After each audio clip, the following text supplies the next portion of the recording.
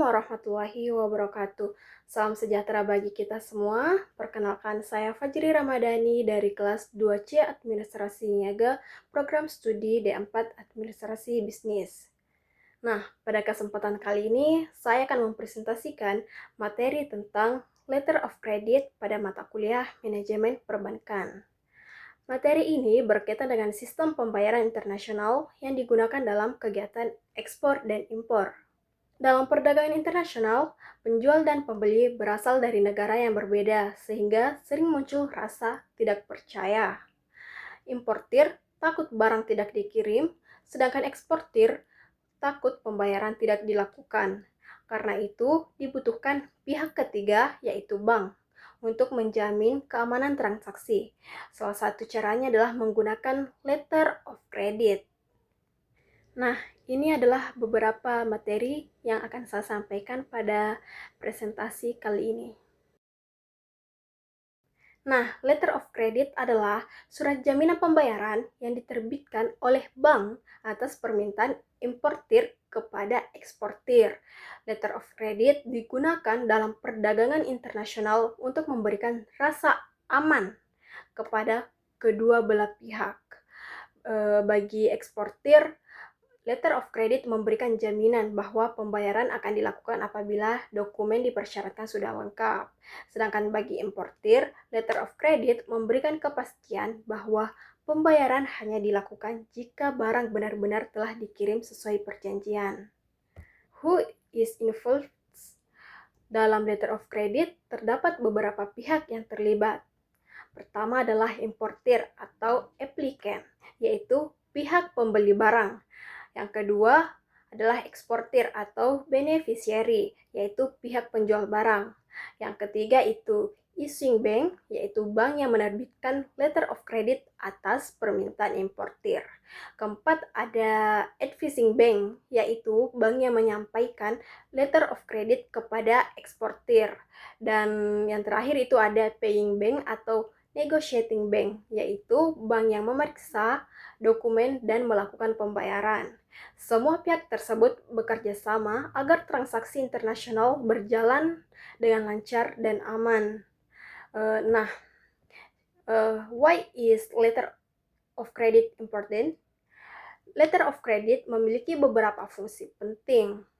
Pertama, sebagai jaminan pembayaran bagi eksportir. Yang kedua, memberikan keamanan transaksi bagi kedua belah pihak. Yang ketiga itu mengurangi risiko penipuan dan gagal bayar dalam perdagangan internasional. Yang keempat, membantu memperlancar perdagangan internasional. Selain itu, letter of credit juga meningkatkan kepercayaan antara penjual dan pembeli dari negara yang berbeda. Nah, selanjutnya, types of letter of credit. Terdapat beberapa jenis letter of credit. Yang pertama ada revocable letter of credit, yaitu letter of credit yang dibatalkan sewaktu-waktu oleh bank penerbit. Yang kedua ada irrevocable letter of credit, yaitu letter of credit yang tidak dapat dibatalkan tanpa persetujuan semua pihak. Jenis ini paling sering digunakan karena lebih aman. Yang ketiga ada confirm, yaitu letter of credit yang dijamin oleh bank lain selain issuing bank. Yang keempat ada cite, yaitu pembayaran yang dilakukan segera setelah dokumen diperiksa. Yang kelima ada usance letter of credit, yaitu pembayaran yang dilakukan dalam jangka waktu tertentu sesuai kesepakatan. Selanjutnya, who does it work? Proses letter of credit dimulai dari adanya kontrak dagang antara importir dan eksportir. Setelah itu, importir meminta bank untuk membuka letter of credit. Kemudian, bank mengirimkan letter of credit kepada eksportir melalui advising bank. Setelah menerima letter of credit, eksportir mengirim barang kepada importir. Selanjutnya, eksportir menyerahkan dokumen pengiriman kepada bank. Bank akan memeriksa kelengkapan dokumen tersebut. Jika dokumen sudah selesai, maka pembayaran akan dilakukan kepada eksportir. Nah, selanjutnya Required documents. Dalam transaksi letter of credit terdapat beberapa dokumen penting. Yang pertama itu ada invoice, yaitu faktur penjualan barang. Yang kedua ada bill of lading, yaitu bukti pengiriman barang.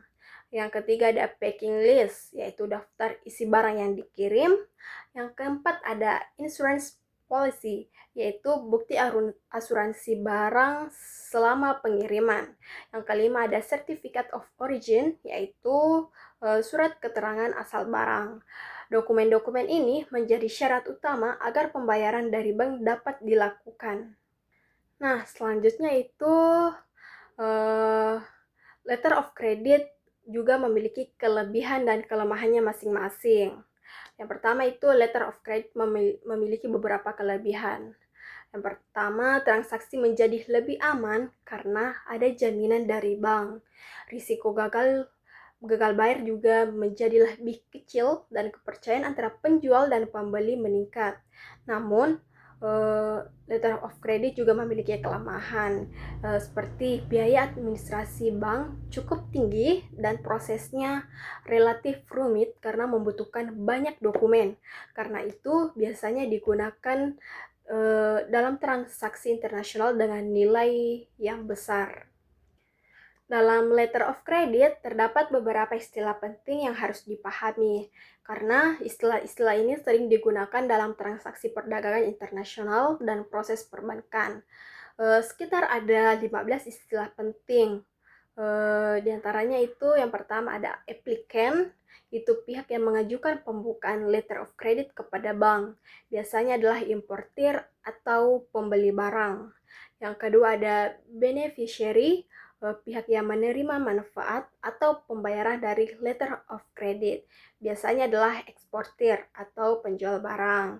Yang ketiga ada issuing bank, bank yang menerbitkan letter of credit atas permintaan importir. Selanjutnya ada advising bank, bank yang menyampaikan atau meneruskan letter of credit kepada eksportir. Selanjutnya ada confirming bank, bank yang ikut menjamin pembayaran selain issuing bank. Selanjutnya ada negotiating bank, bank yang memeriksa dokumen dan melakukan pembayaran kepada eksportir. Selanjutnya ada side, jenis letter of credit di mana pembayaran dilakukan segera setelah dokumen diperiksa dan dinyatakan sesuai. Selanjutnya ada usance letter of credit, jenis letter of credit ini di mana pembayaran dilakukan beberapa waktu setelah dokumen diterima sesuai kesepakatan. Selanjutnya ada bill of lading, dokumen bukti pengiriman barang oleh perusahaan pengangkutan. Selanjutnya ada invoice, yaitu faktur atau rincian tagihan barang yang dijual. Kemudian ada packing list, daftar isi barang yang dikirim. Ada certificate of origin, surat keterangan asal negara barang. Kemudian ada discrepancy, ketidaksesuaian dokumen dengan syarat yang tercantum dalam letter of credit.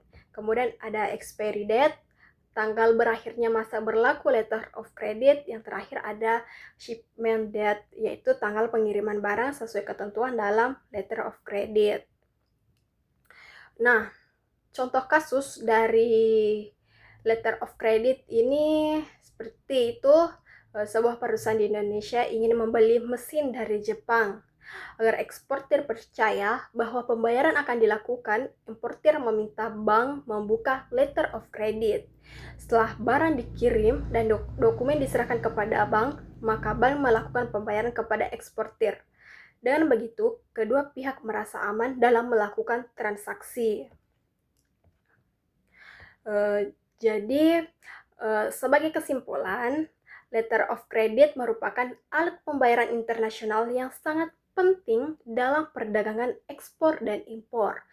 Letter of credit memberikan keamanan dan jaminan bagi kedua belah pihak. Selain itu, letter of credit juga membantu memperlancar perdagangan internasional dan meningkatkan kepercayaan dalam transaksi antar negara.